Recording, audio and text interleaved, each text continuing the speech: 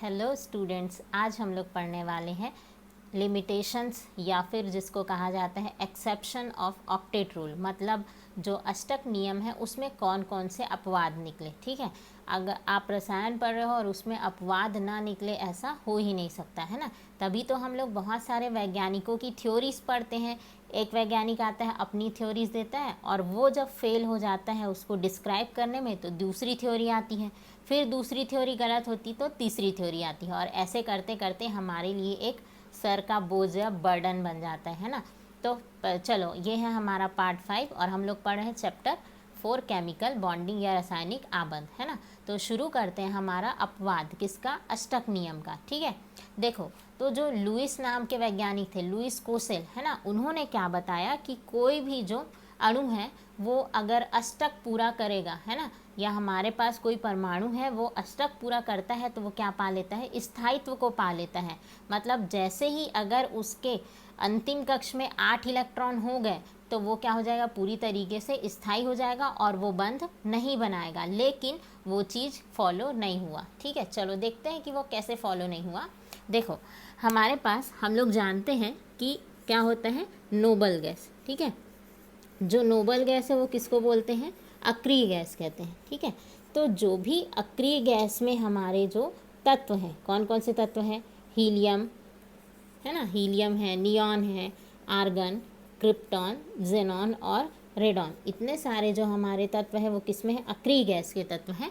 तो यहाँ पर क्या बताया गया कि जो भी अक्रिय गैस होते हैं उनमें क्या होगा, ऑक्टेट कंप्लीट हो जाएगा और वो स्थायी हो जाएंगे और बंध नहीं बनाएंगे। लेकिन हमने क्या देखा, ये जो हमारा तत्व है कौन, जेनॉन है ना। जेनॉन क्या करता है, दूसरे कंपाउंड्स के साथ जुड़कर क्या बनाता है, नए नए स्ट्रक्चर का फॉर्मेशन करता है। जैसे कि जेनॉन क्या बना लेता है, XeF4, XeOF4, है ना। देखो, अब जब जो हमारे वैज्ञानिक थे लुईस, उन्होंने बोला कि कोई भी जो हमारे पास तत्व हैं उनके पास अष्टक पूरा होगा तो वो और धातुओं के साथ और तत्वों के साथ बंध नहीं बनाएंगे। तो फिर ये कहाँ से आया, है ना। ये जो जेनॉन है इसका तो पूरा अंतिम कक्ष में कितने इलेक्ट्रॉन है, 8 इलेक्ट्रॉन है, फिर तो इसको फ्लोरीन के साथ नहीं जुड़ना चाहिए था। लेकिन यहाँ पर हम लोग क्या देखते हैं कि ये जो जेनॉन है वो फ्लोरीन के साथ जुड़ गया। मतलब जो लुईस की जो बातें थी वो क्या हो गई, गलत साबित हो गई, है ना। कि जब लुईस से पूछा गया कि ऐसा क्यों हुआ, क्योंकि आपने तो बताया था कि अगर कोई भी जो तत्व है अगर उसके पास 8 इलेक्ट्रॉन हो जाएंगे तो वो क्या होगा, स्थायी होगा और बंध नहीं बनाएगा। लेकिन जो जेनॉन होता है वो तो आराम से फ्लोरीन के साथ बंध बना रहे हैं और अपना स्ट्रक्चर फॉर्म कर रहे हैं। वैसे ही जेनॉन यहाँ पर ऑक्सीजन और फ्लोरीन के साथ बंध बना रहे हैं और अपना कंपाउंड फॉर्म किया। ठीक है, तो ये जो यहाँ पर नोबल के पास इसका कोई भी जवाब नहीं था। तो यही जो है वो क्या हुआ, अष्टक नियम के अपवाद के रूप में उभर करके सामने आया। ठीक है, एक और बात क्या बताई कि जितने भी ये जो तत्व हैं, जैसे कि हमारे पास हो गया हाइड्रोजन, हो गया लिथियम, हो गया, ये सब क्या कर रहे हैं, हीलियम के जैसे अपना जो 2 इलेक्ट्रॉन लेकर के स्थायी हो जाते हैं, वैसे ही ये दोनों भी स्थायी हो रहे हैं। जैसे कि हम देखते हैं हाइड्रोजन के पास भी 1 इलेक्ट्रॉन और इसके पास भी 1 इलेक्ट्रॉन, तो दोनों ने 2 इलेक्ट्रॉन कंप्लीट किया और ये क्या हो गए, स्थायी हो गए। तो ये भी एक क्या था, अपवाद था, किसका, अष्टक नियम का अपवाद निकला, है ना।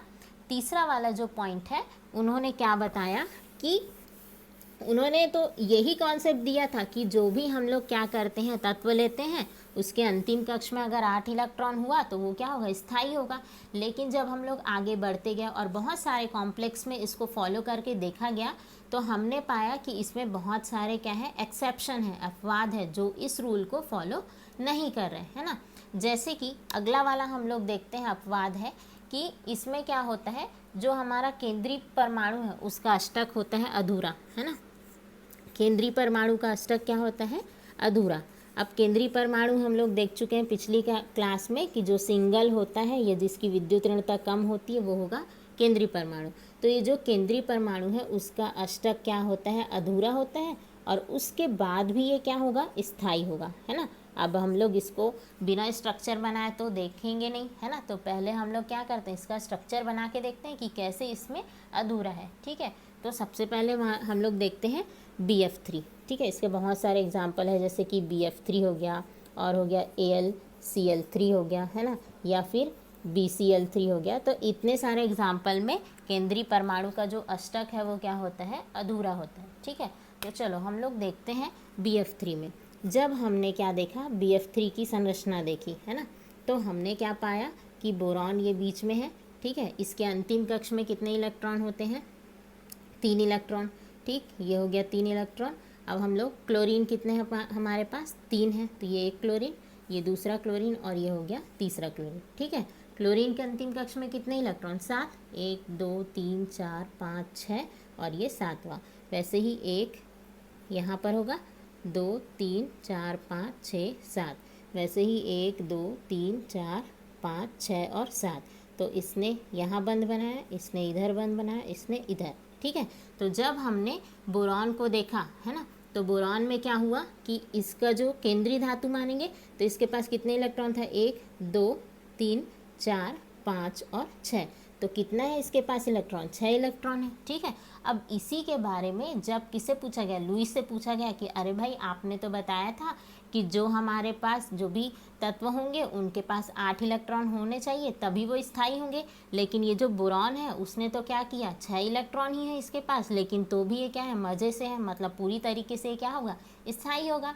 तो इन्हीं सब बातों को बाद में क्या हुआ, अपवाद के रूप में निकला, क्योंकि जब इसके बारे में लुईस से पूछा गया तो उनके पास कोई भी जवाब नहीं था। तो हमने क्या देखा कि बोरॉन के अंतिम कक्ष में कितने इलेक्ट्रॉन निकले, 6 इलेक्ट्रॉन, जबकि लुईस ने क्या बताया था कि इसके अंतिम कक्ष में कितने इलेक्ट्रॉन होने चाहिए, 8 इलेक्ट्रॉन होने चाहिए। तो ये भी किस रूप में निकला, अपवाद के रूप में निकला, है ना। तो जैसे BCl3 था वैसे ही हम लोग BF3 का भी बना करके देख सकते हैं। उसमें भी कितने इलेक्ट्रॉन निकले हैं, 6 इलेक्ट्रॉन निकले। ठीक है, अब हम लोग एक और देखते हैं, इसका क्या है अपवाद। जैसे कि यहाँ पर क्या था, अष्टक अधूरा था केंद्रीय परमाणु का, तो अब कुछ कंपाउंड ऐसे थे जहाँ पर केंद्रीय परमाणु का अष्टक से ज़्यादा इलेक्ट्रॉन थे, है ना। चौथा है, सेम चीज़ होगा इसमें भी, बस यहाँ पर केंद्रीय परमाणु में जो इलेक्ट्रॉन है वो क्या होंगे, ज़्यादा होंगे, अष्टक से ज़्यादा इलेक्ट्रॉन। ठीक है, मतलब जितना अष्टक है उससे ज़्यादा इलेक्ट्रॉन है, और इसी को क्या कहा गया, एक्सेस ऑफ इलेक्ट्रॉन, है ना। जब भी कुछ भी चीज़ ज़्यादा होती तो हम लोग उसको क्या कहते हैं, एक्सेस कहते हैं। ठीक है, अब इसका जो एग्जाम्पल है वो भी किस में देखा गया, जैसे कि हो गया PCl5 हो गया, SF6 हो गया, इन सब में देखा गया। PCl5 है और SF6 है। ठीक है, तो चलो इसको बना के देखते हैं। फॉस्फोरस के अंतिम कक्ष में कितने इलेक्ट्रॉन, 5 इलेक्ट्रॉन, है ना। तो ये हो गया हमारा फॉस्फोरस है, ये 1 2 3 4 और 5, 5 इलेक्ट्रॉन। अब हम लोग यहाँ पर क्लोरीन को बना लेते हैं। ठीक, ये है क्लोरीन, इसके अंतिम कक्ष में 7 इलेक्ट्रॉन, 1 2 3 4 5 6 और 7। यहाँ पर भी क्लोरीन 1 2 3 4 5 6 और 7। यहाँ पर भी कौन हो गया, क्लोरीन, 1 और 2 3 4 5 6 7, है ना। यहाँ पर भी हो गया क्लोरीन है 3 4। ठीक, यहाँ पर भी कौन है, क्लोरीन है ना। तो इस तरीके से जब हमने फॉस्फोरस केंद्रीय धातु के केंद्रीय जो परमाणु है उसके अंतिम कक्ष में इलेक्ट्रॉन काउंट किया तो क्या देखा कि इसके पास कितने इलेक्ट्रॉन है, 1 2 3 4 5 6 7 8 9 और 10 इलेक्ट्रॉन। मतलब फॉस्फोरस जो हमारा केंद्रीय तत्व है, केंद्रीय परमाणु है, उसके पास कितने इलेक्ट्रॉन हुए, 10 इलेक्ट्रॉन, है ना। और जबकि लुईस नाम के वैज्ञानिक ने क्या कहा था कि जब भी किसी तत्व के पास कितने इलेक्ट्रॉन होंगे, 8 इलेक्ट्रॉन होंगे तभी वो स्थायी होगा, अगर उससे कम हुआ या उससे ज़्यादा हुआ तो वो स्थायी नहीं होगा। लेकिन हमने क्या देखा कि ये जो PCl5 कंपाउंड है वो भी बढ़िया मज़े से स्टेबिलिटी गेन कर रहा है, मतलब इसके पास क्या है, स्थायित्व है ना। अगर स्थायित्व नहीं होता तो ये एग्जिस्ट नहीं करता। तो जब इसके बारे में भी पूछा गया किनसे, लुईस नाम के वैज्ञानिक से, कि क्या कारण है बताइए, कि इस आपने कहा था कि कोई भी जो तत्व है उसके स्थायित्व के लिए उसमें कितने इलेक्ट्रॉन होने चाहिए, 8 इलेक्ट्रॉन, लेकिन फॉस्फोरस के पास कितने हैं, 10 इलेक्ट्रॉन हैं। तो वो इसका भी जवाब नहीं दे पाए, है ना। और इसीलिए यहाँ पर क्या कहा गया कि यही जो है वो क्या निकला, लुईस का अपवाद। तो ये जो अपवाद है PCl5 में भी होता है और SF6 में भी पाया जाता है। ठीक है, इसके बाद एक और अपवाद है जिसको कहा गया ऑड इलेक्ट्रॉन अपवाद, है ना, विषम इलेक्ट्रॉन का अपवाद। ठीक है, देखो लुईस ने बताया था कि जब कोई भी इलेक्ट्रॉन कोई भी बंध बनाता है तो वहाँ पर कितने इलेक्ट्रॉन होने चाहिए, 2 इलेक्ट्रॉन होने चाहिए, ठीक है।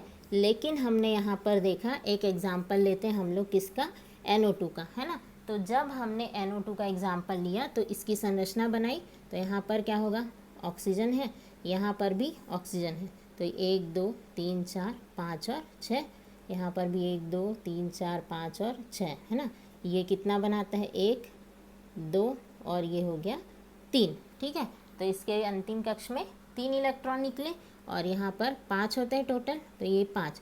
तो इसने क्या किया, यहाँ पर 2 इलेक्ट्रॉन से बंध बना लिया यहाँ पर, तो ये बन गया NO2, ठीक। अब यहाँ पर देखते हैं कि नाइट्रोजन के पास कितने इलेक्ट्रॉन होने चाहिए, 8 इलेक्ट्रॉन, जैसा कि इसने बताया था। लेकिन इसके पास कितने इलेक्ट्रॉन हो रहे हैं, 1 2 3 4 5, है ना। और अगर ये इससे साझा करता है तो कितने इलेक्ट्रॉन होंगे, 7 इलेक्ट्रॉन होंगे, है ना। तो वही इसका क्या निकला, अपवाद निकला। तो इसने क्या किया, एक अपना जो 2 इलेक्ट्रॉन इसको दिया और इसने बंध बना लिया। तो यहाँ पर आप लोग देख रहे हो कि 1 इलेक्ट्रॉन, 2 इलेक्ट्रॉन और ये 3 इलेक्ट्रॉन, 3 इलेक्ट्रॉन से यहाँ पर एक बंध बन रहा है और इसी को क्या कहा गया, विषम इलेक्ट्रॉन कहा गया, है ना। विषम इलेक्ट्रॉन का कॉन्सेप्ट क्या था कि लुईस ने क्या बताया कि जब कोई भी बंध बनता है तो वहाँ पर 2 ही इलेक्ट्रॉन लगते हैं, है ना। लेकिन यहाँ पर क्या हुआ, NO2 की संरचना में जब ये 2 इलेक्ट्रॉन, 3 इलेक्ट्रॉन बचे थे इसके पास, 1 2 और 3, तो ये तीनों इलेक्ट्रॉन से क्या करता है, एक बंध का निर्माण करता है। और यहाँ पर बताया गया कि ये जो इलेक्ट्रॉन है उसको क्या कहते हैं, तीसरे वाले इलेक्ट्रॉन को विषम इलेक्ट्रॉन। और ये भी बताया गया कि ज़रूरी नहीं है कि 2 इलेक्ट्रॉन से ही एक बंध का निर्माण हो, 3 इलेक्ट्रॉन से भी एक बंध का निर्माण हो सकता है। इस टाइप से एक जो वैज्ञानिक थे उन्होंने इस कॉन्सेप्ट को दिया। और इसके बारे में भी जब लुईस से पूछा गया तो उनके पास में भी कोई भी जवाब नहीं था, है ना। तो जब हम यहाँ पर से देखते हैं तो इसके अंतिम कक्ष में कितने इलेक्ट्रॉन थे, 8 इलेक्ट्रॉन से कम इलेक्ट्रॉन पाए गए, है ना। तो यही क्या था, अपवाद था। तो यहाँ से हमको अष्टक नियम का अपवाद पता चला, जो टोटल की कितने अपवाद थे, 5 अपवाद थे। अब इन्हीं अपवाद को पूरा करने के लिए हम लोग अगली क्लास में बहुत इंपॉर्टेंट टॉपिक पढ़ेंगे, संयोजकता कोष इलेक्ट्रॉन युग्म प्रतिकर्षण सिद्धांत, या जिसको क्या कहा जाता है, VSEPR थ्योरी कहा जाता है, ठीक है। ओके, अगर आप लोग मेरे चैनल पर नए हैं तो प्लीज़ सब्सक्राइब करिए, ताकि आपको सारे वीडियोज़ एक साथ मिलते जाएंगे जब भी मैं अपलोड करते जाएंगी। Thank you so much for watching.